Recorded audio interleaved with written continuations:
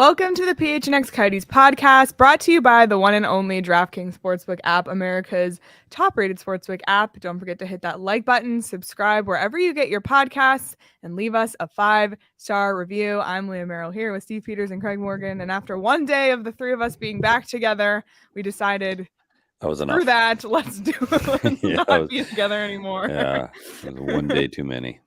But how's everyone doing today? Yeah, how you doing, Petey? Yeah, I'm fine. Here we go. Sound a little hoarse today. I don't know what's going on. But yesterday was so fun, though.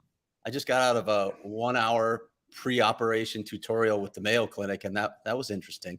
And no offense, like I've had surgery before. Like, what the hell do you have to prep for? You just show up, they knock you out. It's their problem to prep. Like, what do? You just lay there. Much, but there's like these special soaps that you have to use a few days before the surgery.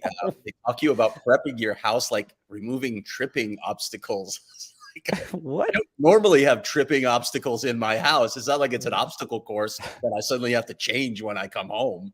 I try to avoid that. Yeah. It was some really bizarre stuff. I won't even get into the more gross stuff that they talked about.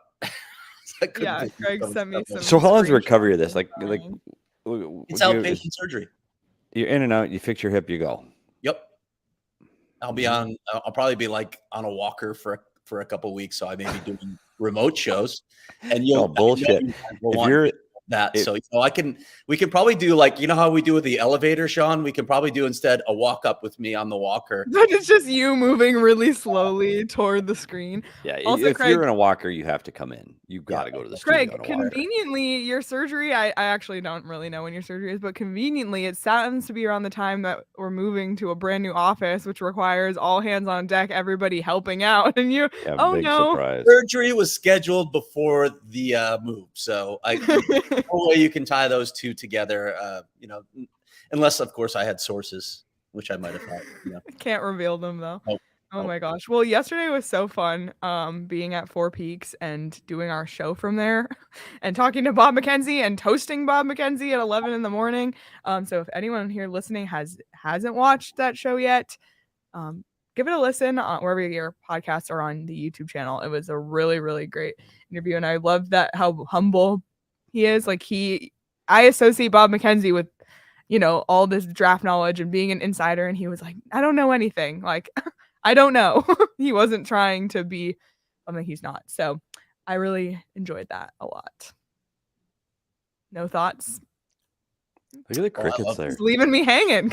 I love cricket. I mean, I expressed it all on Twitter and yesterday as well. I mean, he's a legend. The thing I love about Bob, a couple of things. First of all, you heard it yesterday. If he doesn't know, he's not going to pretend. He's not going to extrapolate. He's just going to say, I don't know, which is what I wish would happen more in this industry. But beyond that, Bob's so humble. And for a guy that is as accomplished as him and is so widely respected in this industry, that's a really nice quality to have.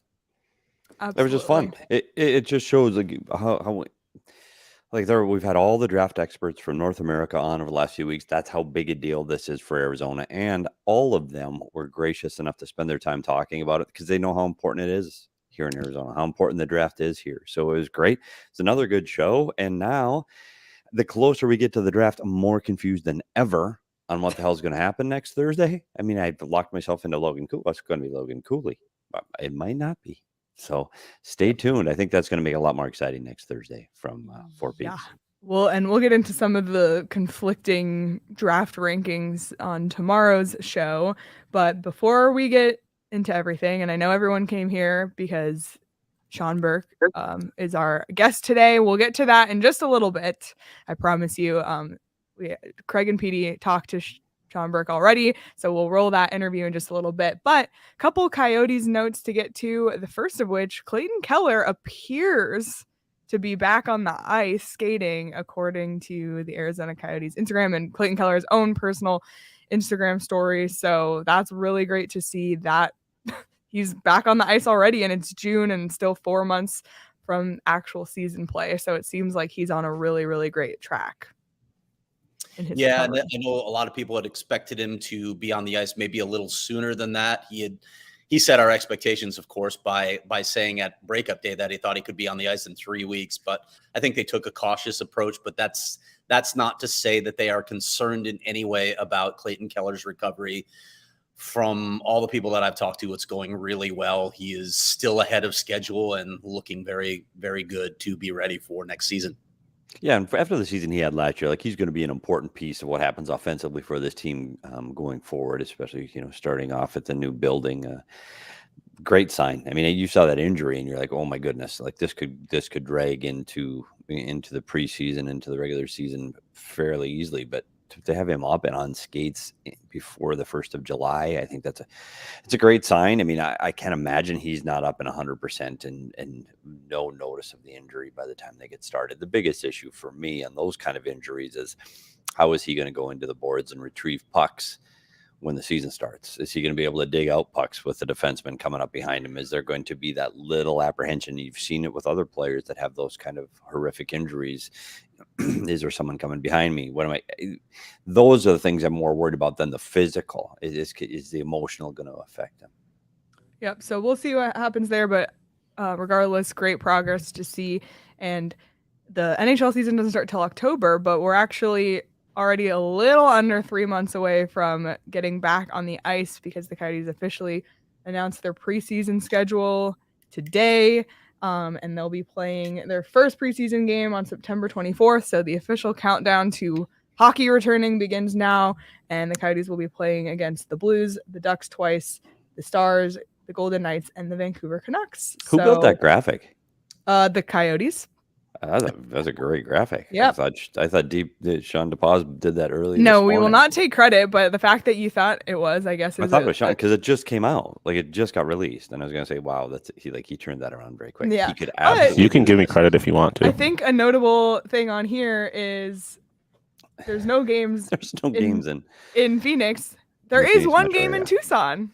Yeah. They had announced the games in Wichita and Tucson and Tulsa and even the game in Anaheim previously. But yeah, they can't play any home games because the multipurpose arena at ASU will not be ready for any home games at that time of year. So they're just going to play them all on the road.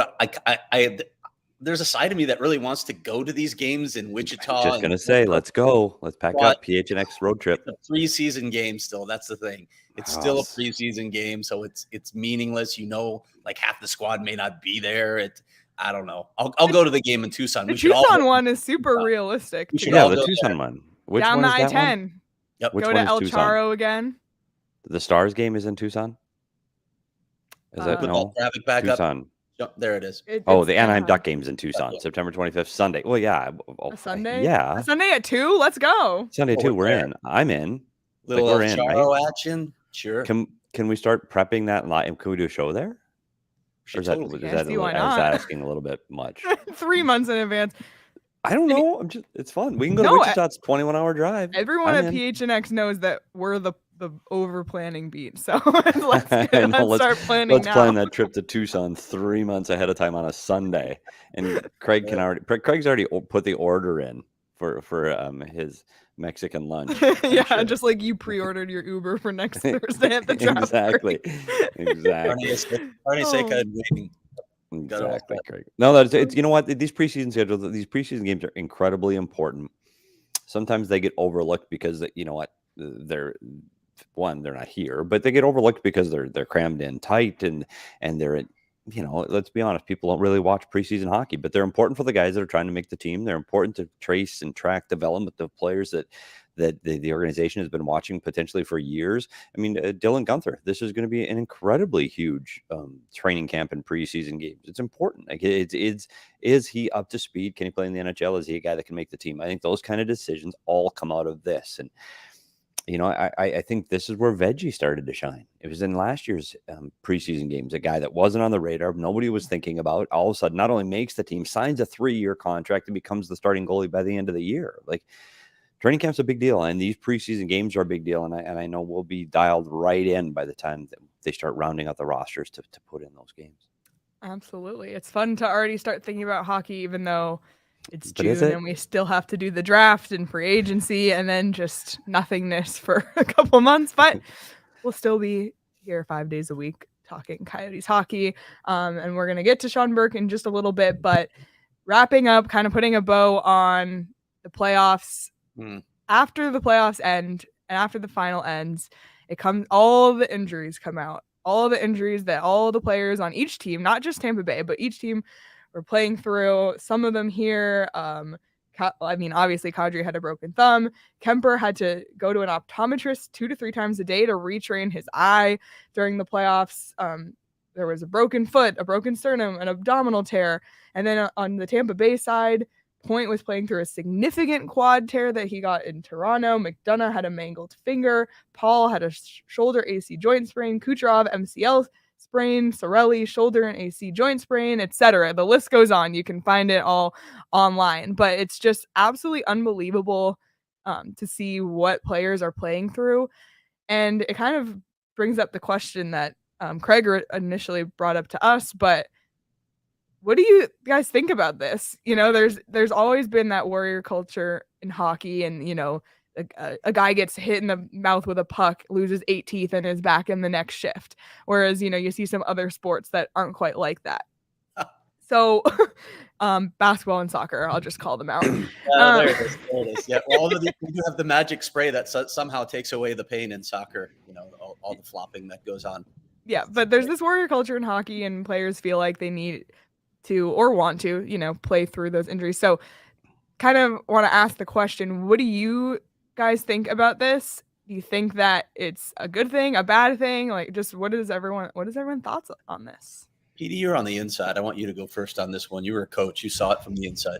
Well, first of all, I'm going to start with what Lee said about the teeth. If you haven't gone to the ESPN Plus app and seen the originals called Smile, it's a 10-minute movie on hockey players losing their teeth that is absolutely frightening on how many the percentage of hockey players that have lost at least one tooth while playing. It's a thing you should watch.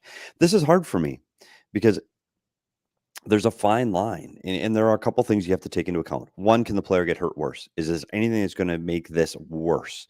And if the answer is no, then he can move on to the next step. Then we're just talking about managing pain. Well, then, okay, can he deal with the pain? Then it becomes, is he an effective hockey player? And that's the biggest question that sometimes is hard to answer. Like Nazem Kadri, you look at him with his thumb injury. He should not have been playing hockey yet. But an emotional leader, a veteran player that can play at what? I'll give a percentage. I'll say it's 70%, 60% of what he normally can play. Do you think that was valuable for the Colorado Avalanche? 100%. Like, he was the MVP of the first game that he comes back. It's the game-winning goal in overtime. Absolutely he needs to come back. I look at what happened here in Arizona, go back way back in the Wayback Machine with Jeremy Roenick when he got injured by Hatcher. His jaw? Yeah, when he shattered his jaw prior to the St. Louis Blues series.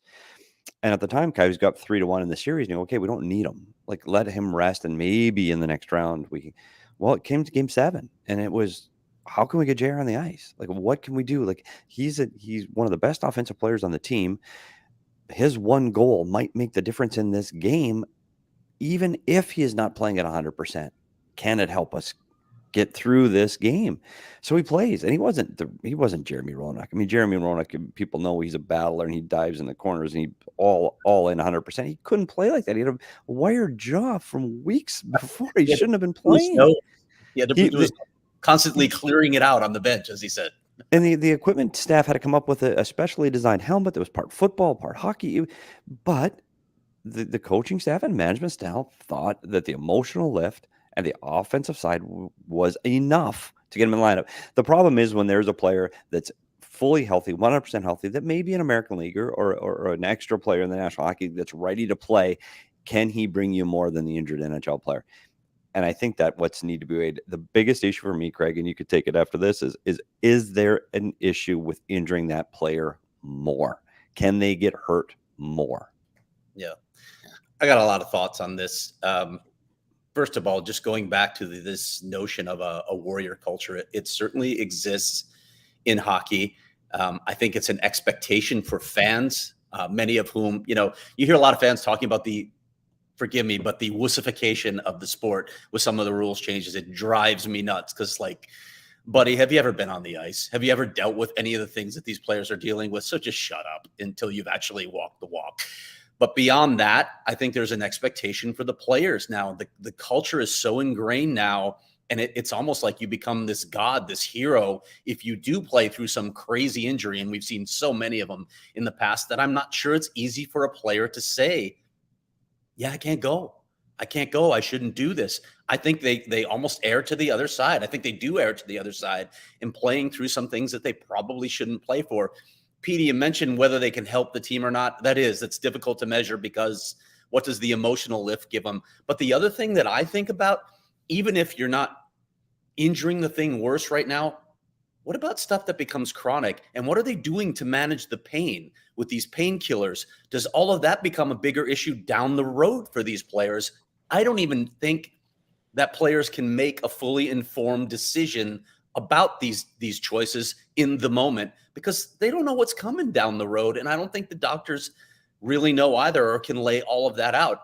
I've seen a bunch of players weigh in on this, talking about the painkillers and what comes after their career because they've dealt with this sort of stuff all along. I wonder about that as well. It's almost like we've created a culture where there is no choice for the player but to play through that. And I don't know, there's a side of me that thinks it's insane. It's amazing to watch the NHL playoffs. It's amazing to hear what these guys endure to win the cup. And I know winning the cup means a lot, but man, I do question the long-term effects. I don't want to spend too much time on it, but you're right, Craig. It's become the pressure to play as a warrior is absolutely there. Wow. A coach may say, or a management or a staff, well, yeah, remember this guy? Well, he played with this. Wait, this guy should be able to play with that. Or I know a guy that did this, or I played with this. Like, why isn't he playing? Teammates can say that. Well, I had this. Why can't he do that? Yeah, 100% that exists. And the pressure to play when you maybe shouldn't. Yeah, it's absolutely there. And hockey, unlike any other sport, the expectation is, hey, he just took a puck to the head. He lost 2 teeth. He got 16 stitches. Well, why isn't he back on the ice? Like, who cares? Like, how long is it taking him to get stitched up? Let's go. And that, swear, is the mentality. I've been in coaches' rooms where somebody has been hurt, and they go, why isn't he back out here yet? Like, where is he? Well, he's getting stitches, and they're, well, yeah, so get him out here. 100% that exists in hockey. And the expectation is if you're hurt, you play. If you're hurt, you play. It's 2 feet from your heart. Keep going. Let's go. And, is it... I don't think that culture is going to change, and maybe that makes the hockey players a little tougher. And I saw seen in interviews, yeah, you know what? It was all worth it. I won the cup, but a lot of guys didn't. I won the cup and I lost this, or I had broken that, or I'll rehab now, or I'll get surgery next week. Yeah, you're right, Craig. Are they shooting it up? Are they getting a shot? Yeah, I've seen guys get that. I've seen guys get shots before every game in the playoffs. Can't walk, can't get to the hotel, can't get from the bus to the room. Can't tie their own skates. Nope. Get a shot. They're out there playing, and you're like, oh my God, can barely. Yeah, 100% I've seen it, and I've seen it in Arizona. I've seen it in the first round. Forget the finals. Like, I've seen guys do this in the first round. Like, I got to play. So I don't think it's something that's going to change anytime soon. I think that gives, a little badge of honor to anybody that's ever played the game of hockey. That, yeah, hockey players are tougher. So, you just hope and pray for the players that there's no long-term injuries, no long-term effects, no long-term things from taking these medications or getting these shots, and so on and so on. But it's nothing that's going to change anytime soon, especially now as it's so publicized now from this cup specifically, the pictures of the horrific injuries that guys played through. So I hate to say it too. I wonder if changing it would even impact the marketability of the game or the viewership of the game, which is crazy to talk about. But like I said, there's this segment of the audience that thinks that this absolutely should be part of it, even though they've never done it themselves. Drives me crazy. I wonder if it would impact the sellability of the game, which is just crazy to talk about. But anyway, we can move on. I also think of that whole campaign, like, because it's the cup and it's like all the sacrifices that you make. And I think just to, kind of echo what you both have already said, I think there really is a fine line in terms of, like, being pushed to come back and have it be the expectation, and then, actually taking care of yourself. Braden Point tried to come back, and then after, I think it was 1 or 2 games, that, like, okay, let's not. Just can't go. Yeah. So there is that, a little bit of that. And you can imagine these players, like, they've been fighting their whole lives to be in this position. So I can understand why that exists. And there is a part of that that's really admirable. And it's what I really do like about hockey. And it's such a team oriented sport, and everyone's always saying we, and it's not even about them, it's about being there for the team. So I think if you can find the balance of that you can do it, like if you want to go back in, you can go back in, but not what Petey was saying where a coach is like, well, where is he if he's injured, like that. There needs to kind of be a little bit more of a balance. And if Kadri is like 100% consenting to, I know my thumb is broken, but like I'll play no matter what you say, like that's one thing. But if players are being pushed to go in when they necessarily might not be able to stand up for themselves or say no because they feel the pressure from the management or the coaches or their teammates, like that's the issue for me. The last thing, I'll put a little asterisk on this too. I don't think there's a medical staff or an NHL doctor that's going, yeah, you can go and play. Like they have to be medically cleared by a professional before they can go play. So the playing threshold is one thing, but if somebody's going to be injured worse or that's not quite ready, there's a doctor and there are mechanisms in place to protect the player. I don't want the PA calling our show. Now, having said that, there is still that push internally for players to play when maybe emotionally, physically, they still are under a lot of pain, that the pressure is to play. But I don't think there are medical people in place to make sure that players are not getting back when they can hurt themselves desperately. Yep. And you just never want it to get to a place where it's affecting people's mental health, and you don't want the warrior culture. We've already seen how the warrior culture can affect people's mental health, and I think the game has taken a lot of strides in the right direction to try and shift that, but that's still a huge aspect as well. So we'll table that discussion. It's ongoing. This will, it's not going to change anytime soon, but just, always an interesting debate when it comes to the game of hockey and playoffs. We kind of mentioned it earlier. The NHL draft rankings have been all over the place. Like I said, we'll get to it more tomorrow. But yesterday, as we were talking about McKenzie, and after our show, Saul, our GM, said, are there odds on DraftKings yet for the first pick or NHL draft picks? And I was like, oh no, there's nothing yet. Saul literally emails DraftKings. I'm not even kidding you. Within 5 minutes, there's odds on DraftKings right now for first overall pick, draft position for certain players. So now 1 week out, 1 week from today is the NHL draft. You can start putting money on the NHL draft, who you think is going to go first overall, who is going to, move positions based on all these rankings. And the crazy thing is these rankings are all over the place. So you really don't know. So you can actually probably get some bargains on the DraftKings Sportsbook app when it comes to betting on the NHL draft. So throwing it out there, take a look. You don't have to do anything yet, but that's something you can bet on, which is awesome, on the DraftKings Sportsbook app. And also this weekend is UFC 276, and there's a ton of ways to come out on top in the octagon. And there's one more with the DraftKings Sportsbook, the official sports betting partner of UFC. Download the DraftKings Sportsbook app now. Use the promo code PHNX. Bet $5 on any UFC 276 fighter to win and get $100 in free bets no matter what. That's code PHNX this Saturday at DraftKings Sportsbook, the official sports betting partner of UFC. Minimum age and eligibility restrictions apply. See show notes for details. And the reason we talked to Sean Burke today is because he just accepted a new role with the Vegas Golden Knights, and he will be returning to his position as director of goaltending. Is that his title? It is. Yep. And Coyotes fans obviously are familiar with Sean Burke as a former Coyote goalie himself, but also the former Coyote goalie coach who had really positive impacts on players like Ilya Bryzgalov and Devan Dubnyk and more. So Craig and Petey got to sit down with him yesterday and talk to him about all of that and more. So without further ado, let's send it over to Sean Burke. So let's bring in our special guest, a former Coyote goaltender, goalie coach, and Craig, you got to help me with the title. Craig's the title guy. You had a lot of titles, actually. You were assistant GM here. You were director of player development. You were the goaltending coach. And of course, you had a couple of remarkable seasons in goal too, where I think you finished third in Vezina Trophy voting and fourth in the Hart Trophy voting in 2001 too. So Sean Burke has deep roots in the state of Arizona and the city of Phoenix. Berkey, thanks for joining us. Congrats on the new role with the Vegas Golden Knights as their director of goaltending. I got to ask you off the top, what drew you back into goaltending after being away in multiple other roles, including as GM of Team Canada? Well, I don't know that I ever got that far away from it. First of all, thank you. Good to be talking to you guys. Had a lot of great memories in Arizona. You mentioned the roles, and all my time there in any role was enjoyable. So deep roots in Arizona, and definitely some enjoyable times. But yeah, the goaltending part of it has been sort of around everything I've done anyway. Even when I was the GM with Team Canada, I went on the ice sometimes and worked with the goalies. And in Montreal, my last stop last year, I was there full time. Last season, I was on the bench in the playoffs. I was on the ice. This past season, I stepped away again and went back and worked out of Arizona. More of a personal thing, just family wise and being around more. But the goaltending side of it has always been a part of the roles, no matter what I was doing.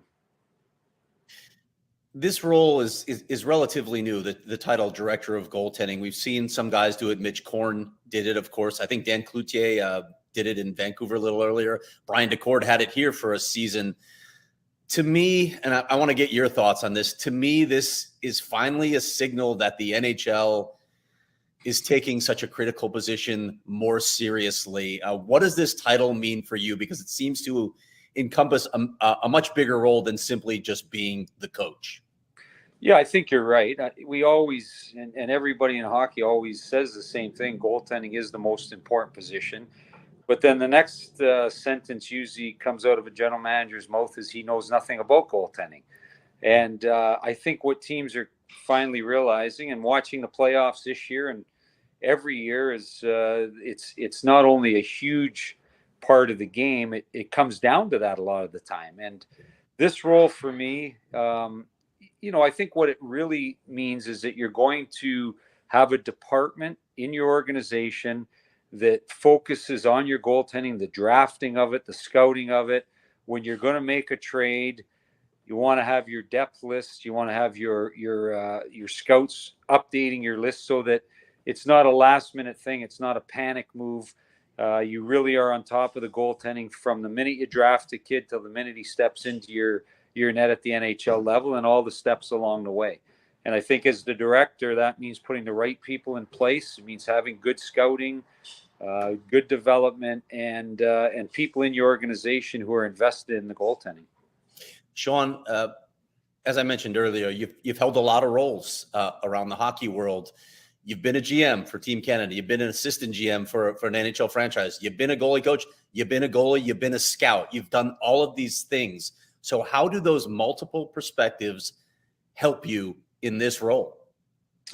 I think it's really just an appreciation of how all the parts of an organization work. I never really did appreciate pro scouting until I did it, and how important it is at times. And every role is important, but until you do it, until you're out there on the road, until you got the boots on the ground, you don't really understand the roles. So I'm not sure that my role now, I couldn't do it without having done some of the other roles. But I think when you get in the meetings, when you get around the round table with people, you do have an understanding and appreciation for how all the roles work and how important it is to include everybody. Scouts spend a lot of time watching games. They're on the road. They're at a game every night. So, to not think that they see a lot of things you don't see would just be a mistake. And so I like to be inclusive. I think in this role, I have good people already. I have Freddie Brathwaite, who's in Henderson running our American League team. I have Mike Rosati, who was the goalie coach in Las Vegas last year, who's going to go back to Ontario, and he's going to do a lot of scouting for us. He's going to go down to the East Coast League. So the first thing is just getting people in the right spots and then utilizing them. Sean, you look at the Las Vegas Hockey Club, and we look at from afar here in Arizona, and you look at a team that's had a lot of success. They go to the Stanley Cup Finals, but it's also a team that has let some coaches go. So when you go into this, you have to go in with your eyes wide open. I'm sure the bar is set extremely high in Vegas. Like, this is a team they expect to win. So when you go into this organization and you look at what they have in their goaltending depth, what do you see from the Vegas Golden Knight perspective? Well, the first thing is I want to be in an organization that wants to win.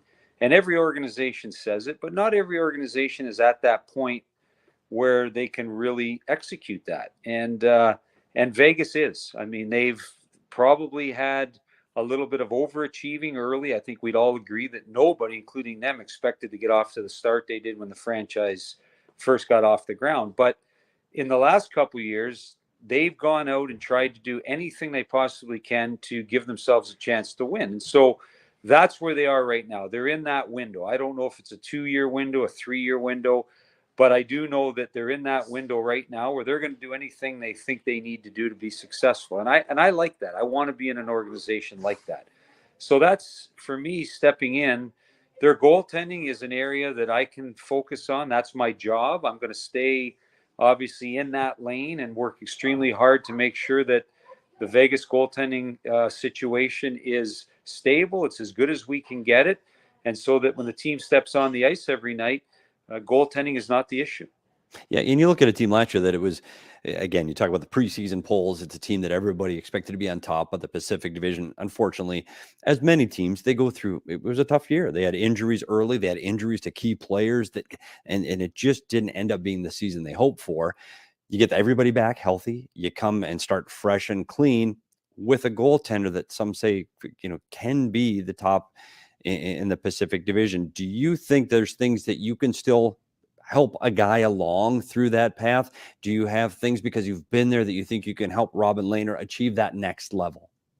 I do think so. And he's been a very successful guy in the league. So this isn't a case of going in with some magic formula or going in and working with a guy that's never touched that level. To me, that's exciting. He knows the level he can play at. He just hasn't in the last couple of years been able to find that consistently.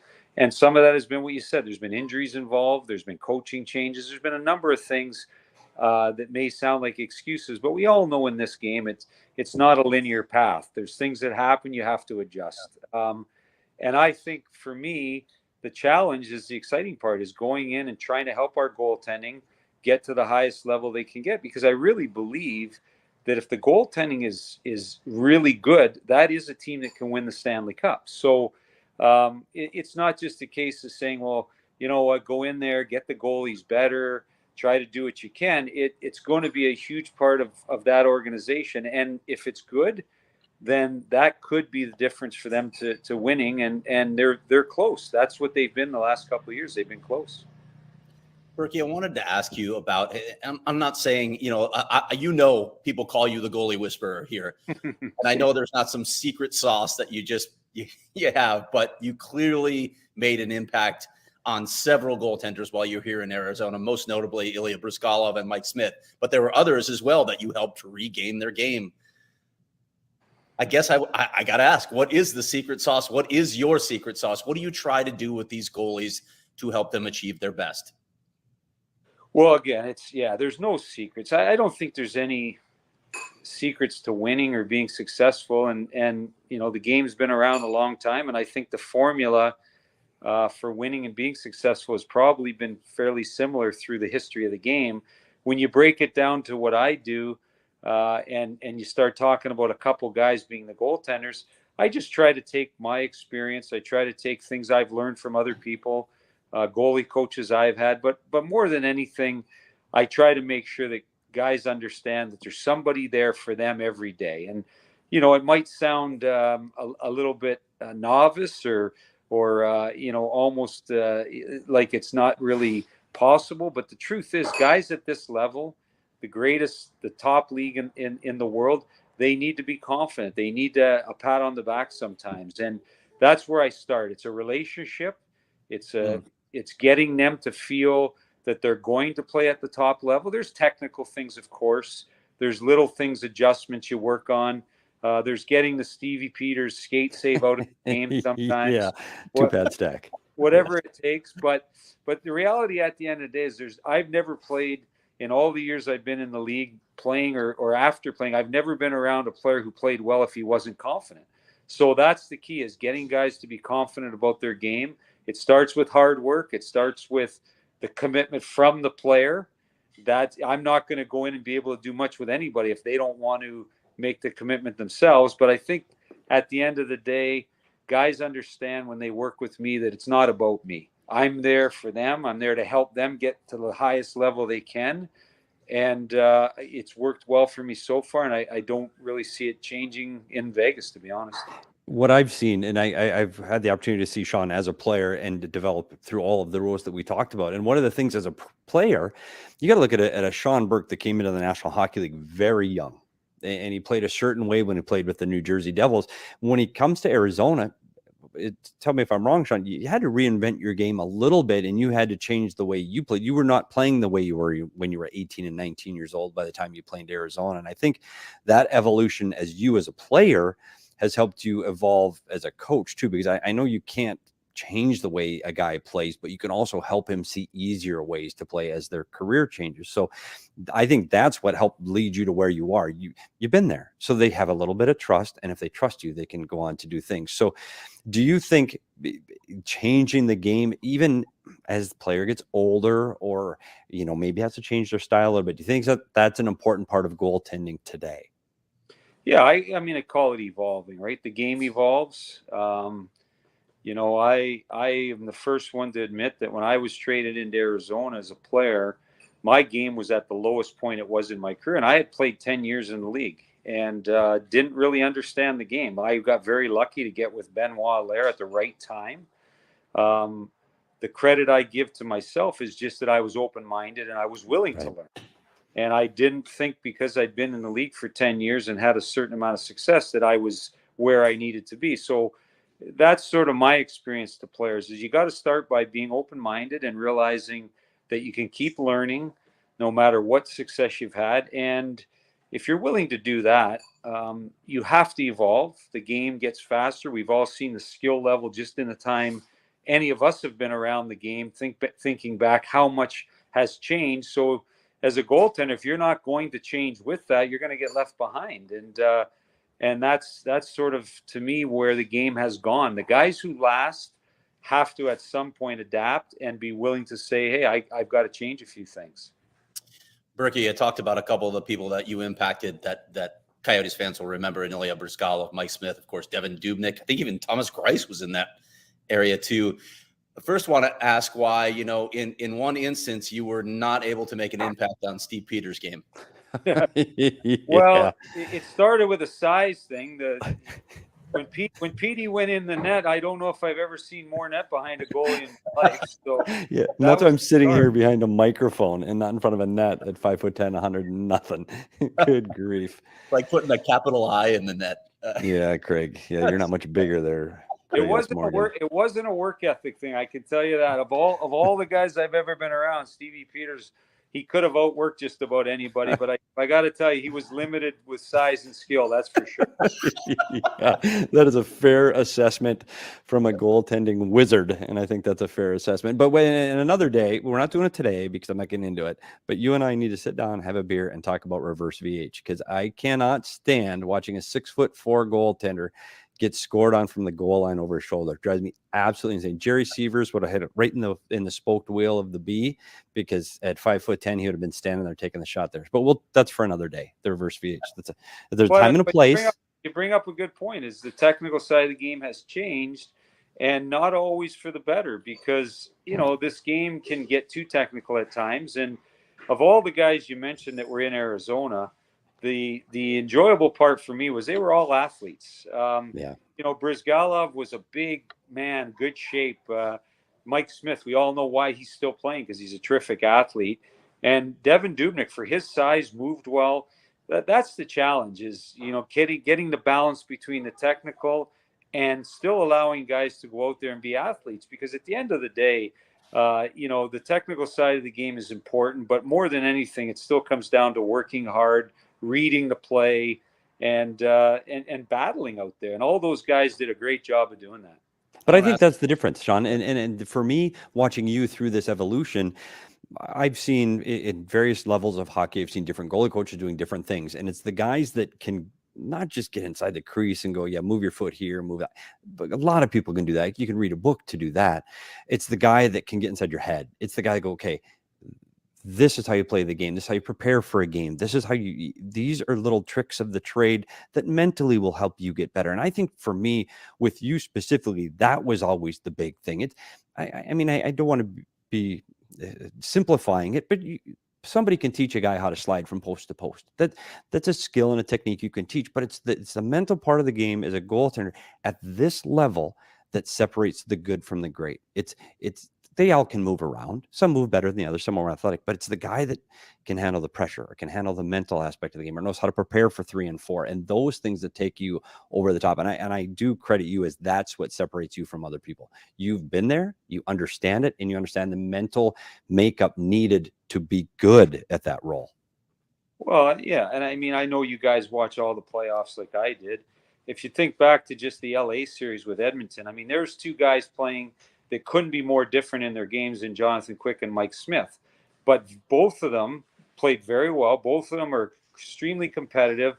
One's way more aggressive in Jonathan Quick, who's out. Mike Smith sits back. But the thing they do well is they show up every night and they're consistent in their game. And, that really, there's not one way to play this game, but you got to get confident and you got to believe in yourself. And at that position, as a goalie coach, you are part psychologist, you are part coach. I mean, that really is what the role is. And I like to, I like guys to realize early on that, again, it's about them. I want to help them. I had my day. It was great. I enjoyed it.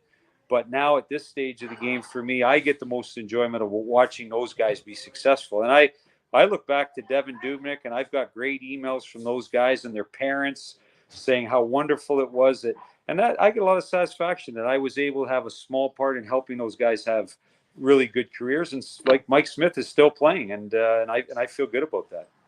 Last thing from me, Berkey, and this is switching subjects a little bit, but I know hockey in Arizona to you matters. Of all the ex-Coyotes who aren't actually still employed by the team, I probably have seen you at the rink more than anyone else. Your family's embedded in this hockey community. It's a little bit of a rough road ahead still. We know they're in the midst of a rebuild. The arena situation is still ironing itself out, but it looks like there might be some hope on the horizon. I know it matters to you to have hockey in the state. What are your thoughts on everything that's transpiring right now with the Coyotes? Well, the first thing is that I think it's wonderful that the league, Gary Bettman, has been so adamant that this is a successful market, that this is where they want the team to be, because I agree, and I know you guys agree. Like, there's no reason why Arizona can't be as successful as Tampa or any of the other southern markets, Dallas. It is a great place. It's a wonder. Players want to come there. People want to live there. You can't say that about every team in the NHL. There's teams that have a hard time getting free agents. There's places that have won Stanley Cups that aren't easy for players to sign in.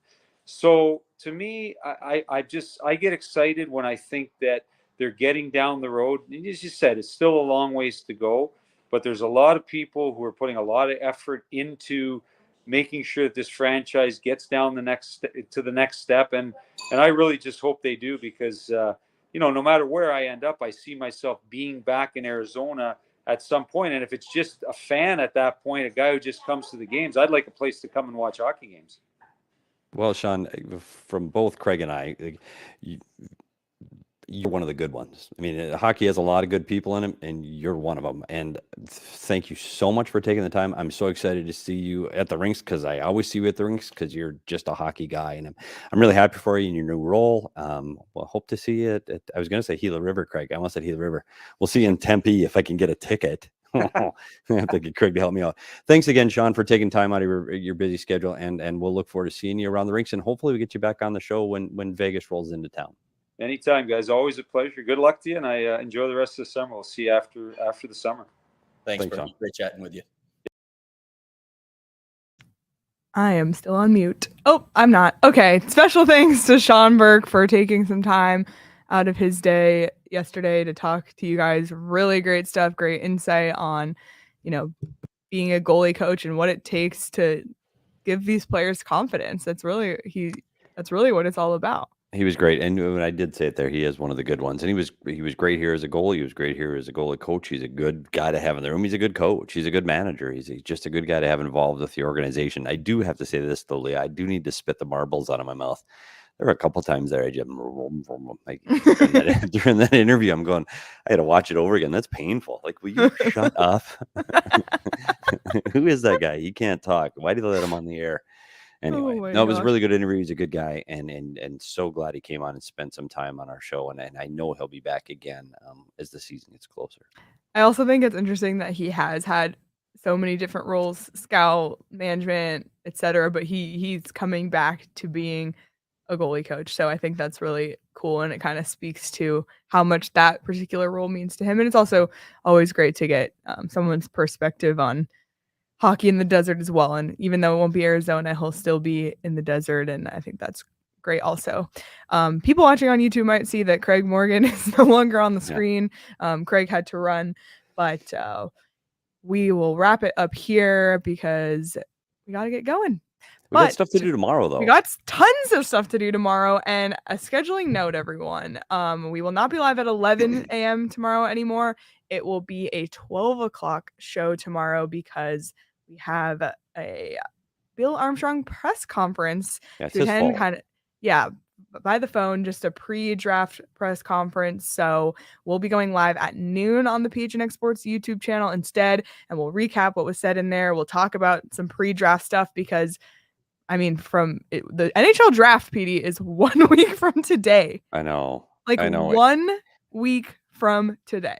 Yep, and this is the beginning of the beginning. That's what we keep saying about this team for Arizona. I mean, you got the 3rd overall pick, you got 3 in the first round, you got 8 in the first 3, 7 in the first 45. I mean, this is a big deal for Arizona Coyote fans for the future. So the draft is a big deal, and because Bill is going to speak to it tomorrow, we had to push the show back an hour so we get some of his comments on the show. And I think it's going to be, I don't think he's going to come out and say, hey, we're taking so-and-so at the 3rd pick, but it will give some of his philosophy going into the next week and what their expectations are. Because I tell you what, once that gets done, then it's rookie development camp. And then honestly, before you know it, we will be heading down the road to Tucson for the preseason game. So it's really exciting time.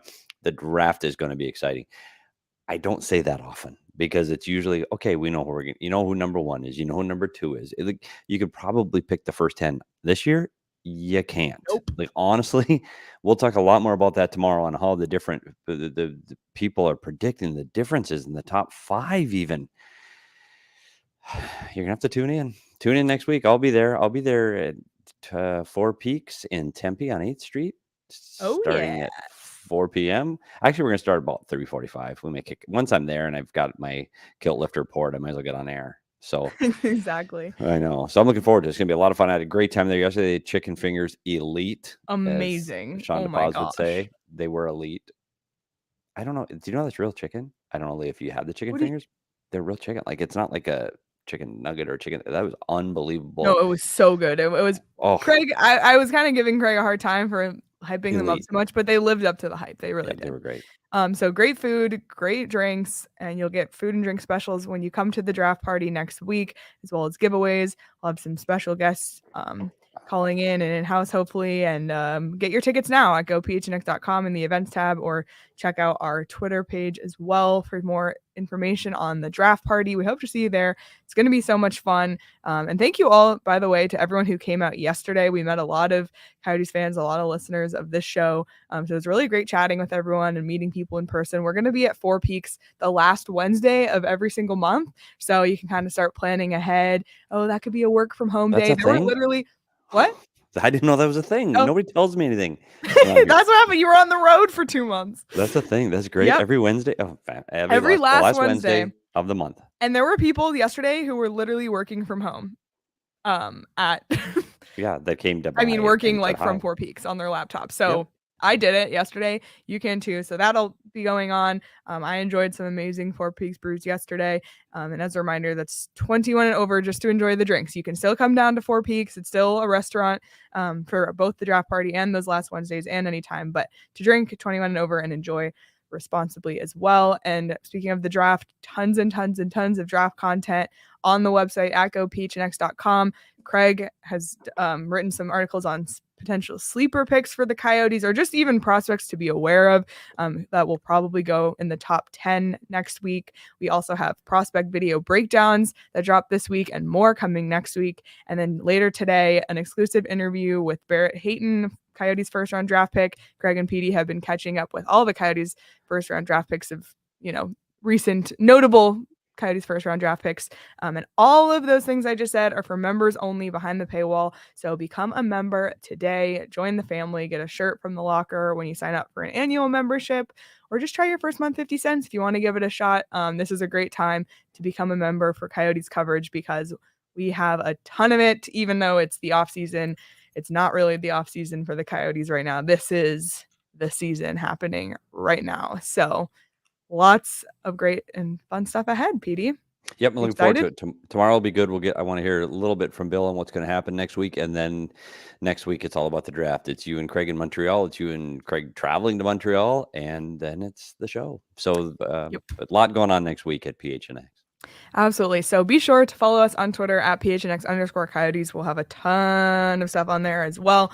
And follow PHNX Sports across all social platforms. We'll be doing Instagram story takeovers in Montreal as well. So if you have Instagram, follow PHNX Sports there. I'm cashing in on my bet tomorrow, PD. Finally, we're all going to be here tomorrow for that noon show. And I will finally be eating the fake maple syrup live on the show tomorrow. So I promise, I know it's been pushed back. It's happening tomorrow. It'll happen after we chat a little bit of draft and Bill Armstrong, but we'll get to some of our fun Friday stuff toward the end of the show, and including that. So Petey has yet to cash in on his dancing. Maybe you can dance live on the draft show. Yeah, we'll see. Yeah, well, after you have a few, you know what? Have a few brews. Have you seen the movie The Bubble on Netflix? What do you think? But no, you didn't. But there was one of the characters was a TikTok star. And they did dances with the whole cast. And I'm like, okay, we need PHNX to do that. Like, if we can pull that off, then I'm dancing. Okay, that's enough. We will see you when we see you. I will see you. See everybody tomorrow. I'll be eating. I'll have the store brand syrup. I'm all in. Oh my gosh. Pile it See everyone tomorrow at noon on the PHNX Sports YouTube channel. Please like and subscribe and leave a review wherever you get your podcasts as well. Thank you so much all for listening. Thank you, Sean Burke, again for his time on our show. And we'll see everybody tomorrow. Enjoy the rest of your day, everyone.